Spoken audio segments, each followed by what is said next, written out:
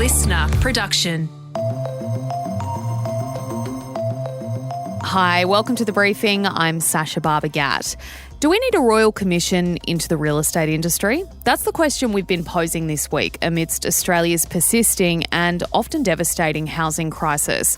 So far, we've heard from a real estate agent and a tenants advocate. Today, we're talking to a policymaker. We would invest that money in establishing a public property developer who would build homes and rent and sell them for well below market prices. So the average renter would save $5,200 a year on their rent. The final episode in our three-part series with Greens MP Max Chandler-Mather coming up in the second half of today's show.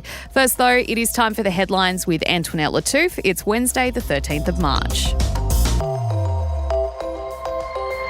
Hey, Sacha. G'day, everyone. So drug use in Australia has increased big time.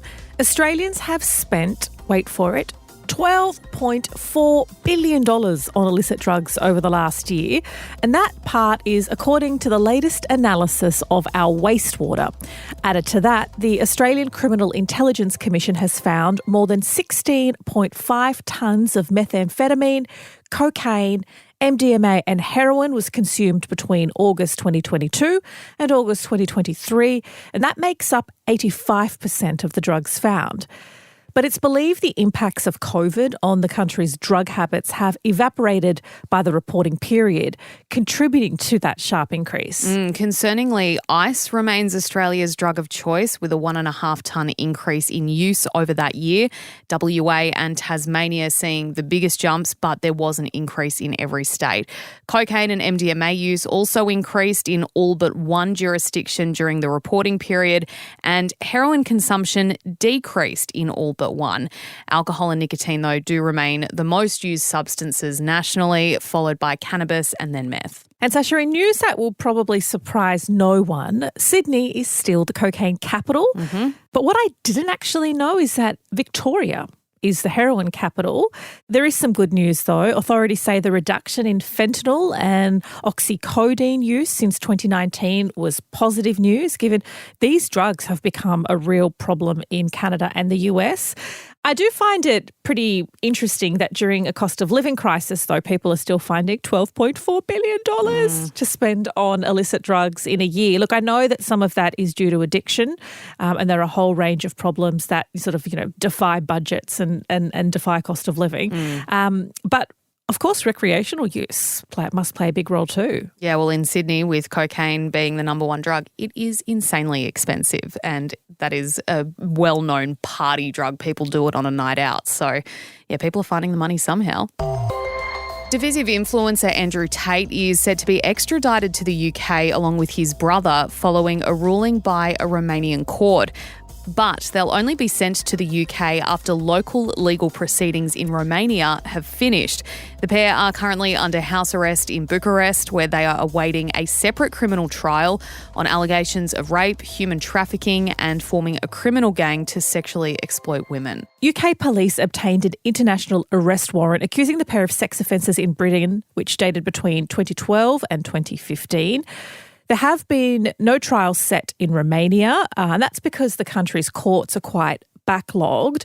Sacha, Tate has repeatedly claimed that prosecutors in Romania, that they have no evidence against him, that this is all a big political conspiracy to silence him, which really, for his base, feeds into what many of his male followers believe, that men are the victims of today. They just can't say or do anything without getting blamed. And the issue with Andrew Tate, we did an interview on this late last year talking about the rehabilitation that is needed to happen for young men, particularly teenage boys who have been exposed to his influence, and the work that goes into trying to reverse those attitudes that Andrew Tate managed to, perpetuate to his followers and get them to believe in. He's got 8.9 million followers on X. His reach, you can't deny it. And he has been previously banned from various social media platforms because of his misogynistic views and for hate speech. So this is another development that I know the women in the UK really fought hard to get this charge brought to them. I would add that every time he's deplatformed or every time there's a new charge, I chat to my teenage nephews and they're like,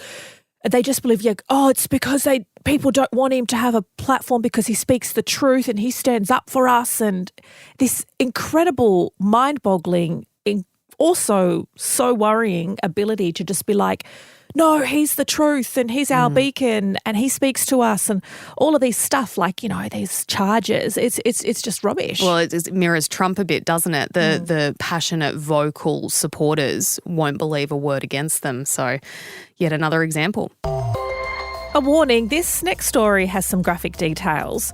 Palestinian medical staff in Gaza say they were blindfolded, detained, forced to strip and repeatedly beaten by Israeli troops after a raid at their hospital last month.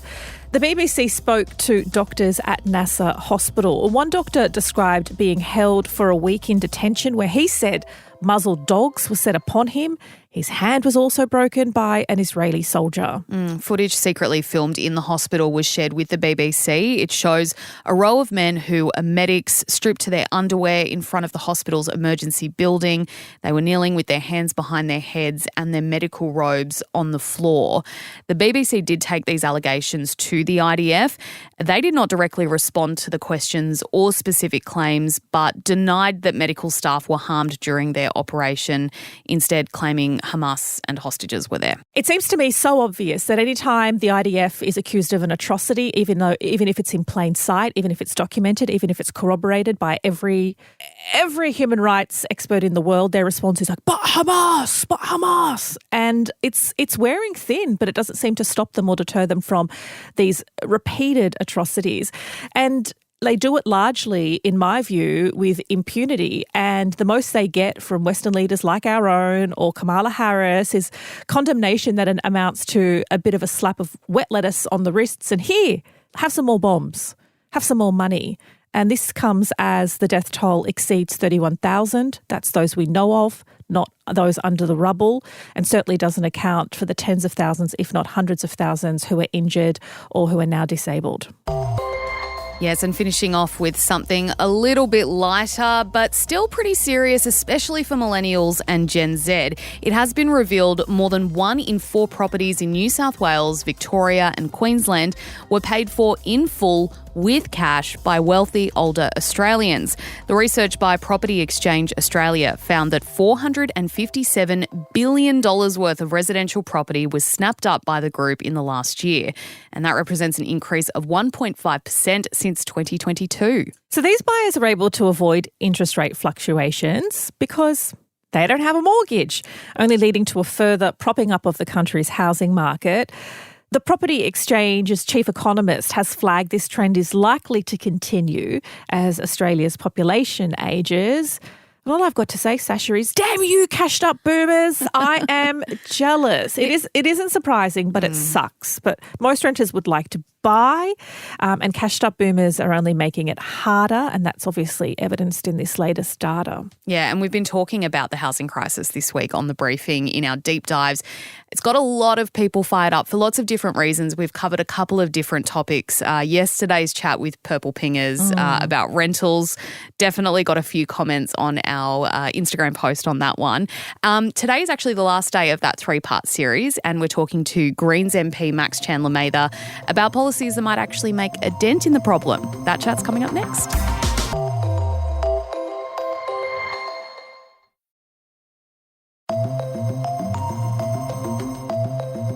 We've been talking this week about Australia's housing crisis and whether a probe is needed into the system responsible for selling and renting properties, the real estate industry.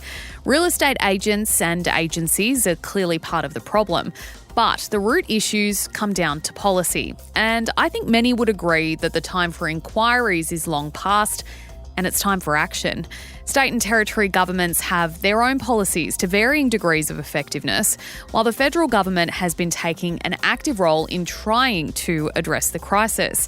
Anthony Albanese is currently working on getting his housing bill through Parliament to help first home buyers through shared equity, basically sharing the cost of a new home between the buyer and the government.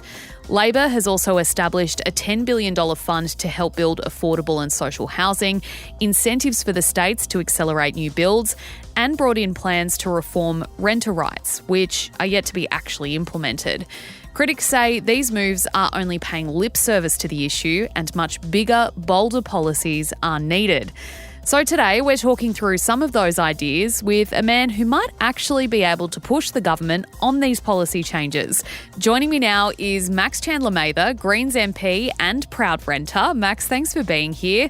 Okay, is it time for a royal commission into the real estate industry?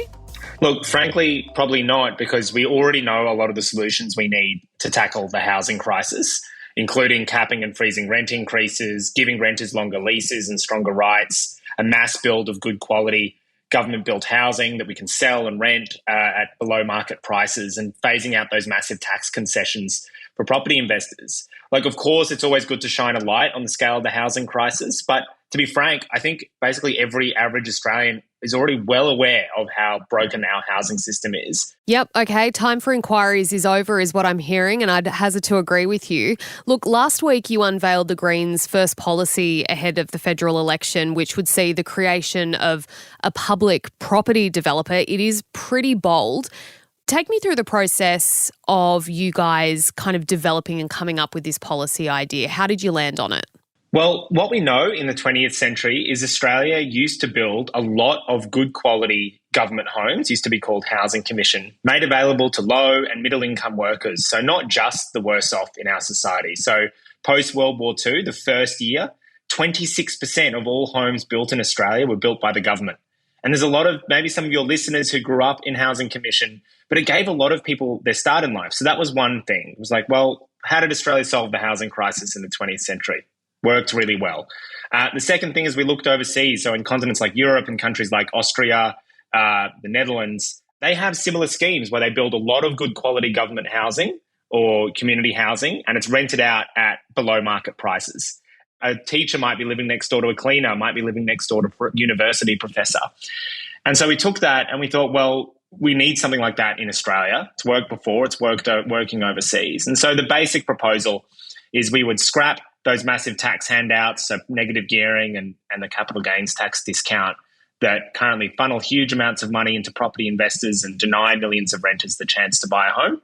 And instead, we would invest that money in establishing a public property developer who would build homes and rent and sell them for well below market prices. So the average renter would save $5,200 a year on their rent. The average first home buyer buying a home from this public property developer would save about $260,000 on the price of a home. Why? Because we're cutting out the profit margin that private property developers usually put when they're selling a home. And look, you know, I've said this before, but schools and hospitals, right? We've decided as a nation that they're so fundamental to building a good life in Australia that we provide a public option for them. Now, imagine if there was only private schools and hospitals and they could charge as much as they wanted for health and education. I'm sure your listeners could guess what would happen to prices for health and education. Same thing is happening with housing right now, and exactly what a public property developer would work to fix.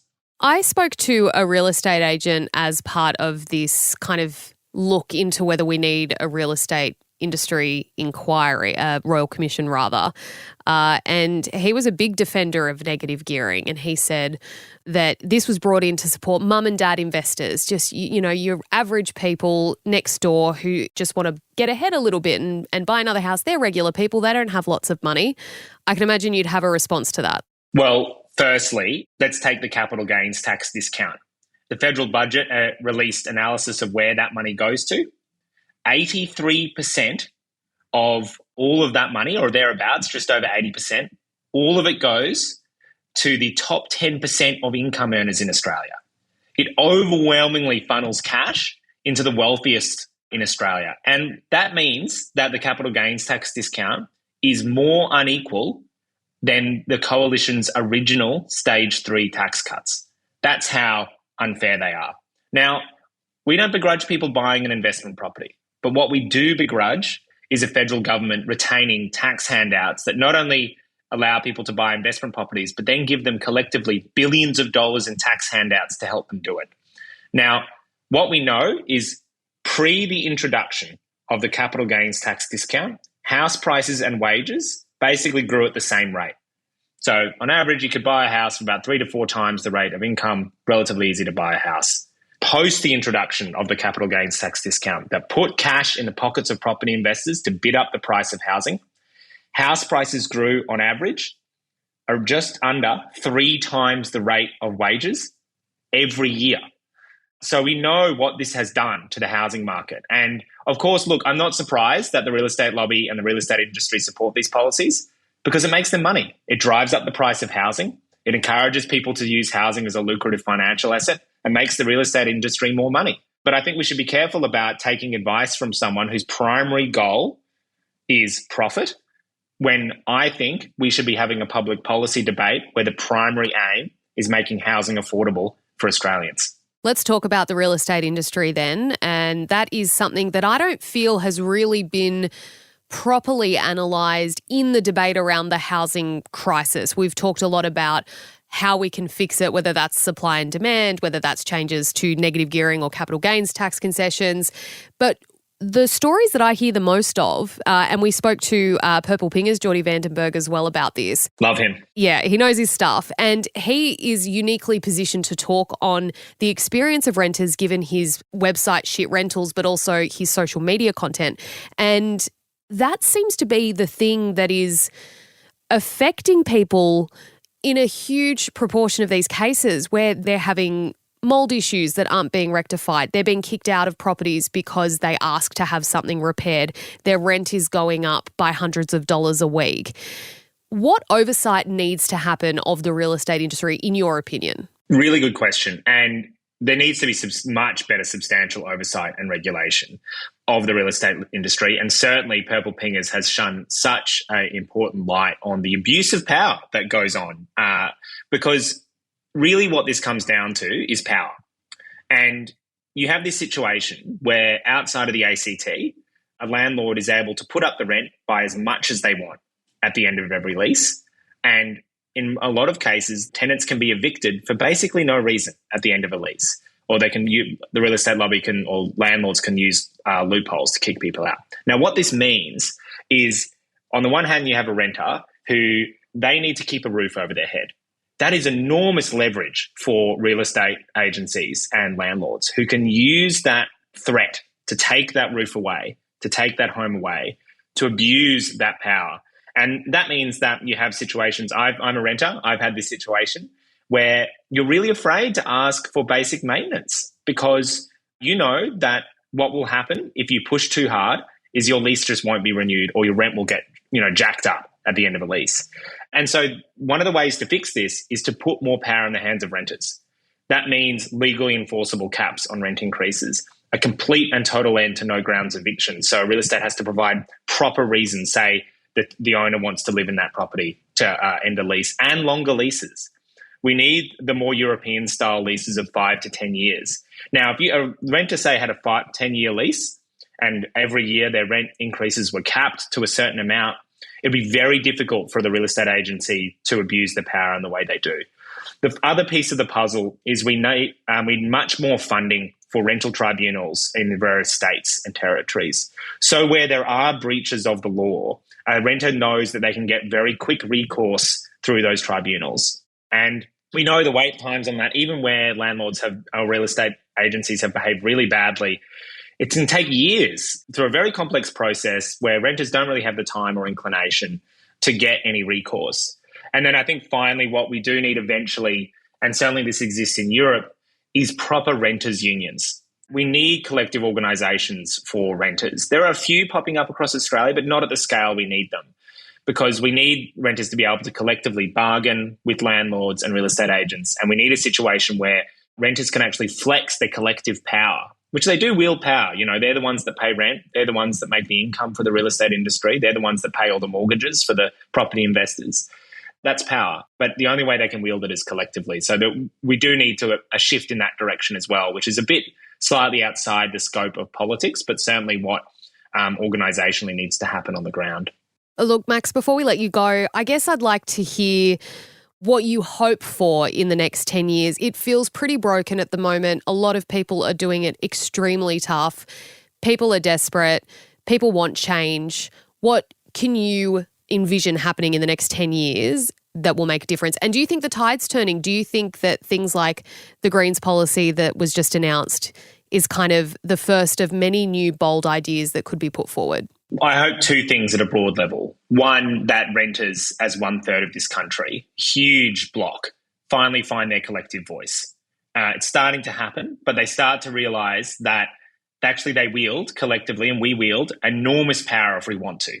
Secondly, that we use that power, and along with the alliances around a lot of mortgage holders and parents of renters, build a social majority that breaks the power that the property developer, banking and property mogul industry has over our political system. And what that leads to is the government finally starts doing things like building a huge amount of government-built homes that are rented and sold for below market prices the way Australia used to, that we do finally cap rent increases and we give renters real rights, and that we do finally phase out those tax handouts for property investors, denying millions of renters the chance to buy a home, and we put that money into building public housing. Now, that might sound like a big shift, but can I just point out that everything I just said is what Australia had post-World War II, at a time when we were a much less wealthy country, at a time when we had much fewer resources, far fewer tradies and construction workers, far more rudimentary construction technologies. Now we're a much wealthier country, far more people, far more capacity, and far more wealth that we could put towards fixing this housing crisis. But to pull it off, then we do need a mass collective movement. And I think we're starting to see the sort of green shoots of that at the moment. People like Purple Pingers, but also, the fact that, the Greens won a bunch of seats at the last federal election. And let me tell you, one of the major reasons was because renters were starting to find their voice. And I think when that forms an alliance with the mortgage holders getting screwed over by the banks, by the parents who are worried about what their kids are going to do in the next few years, that will be an unstoppable social and electoral force. And I really hope that that will be the thing that delivers the change this country desperately needs.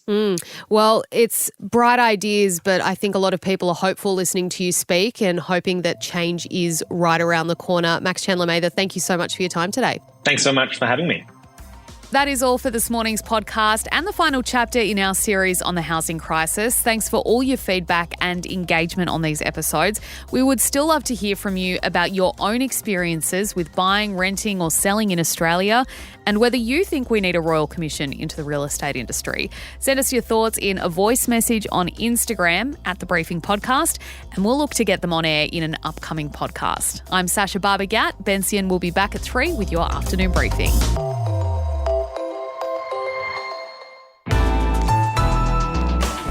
Listener.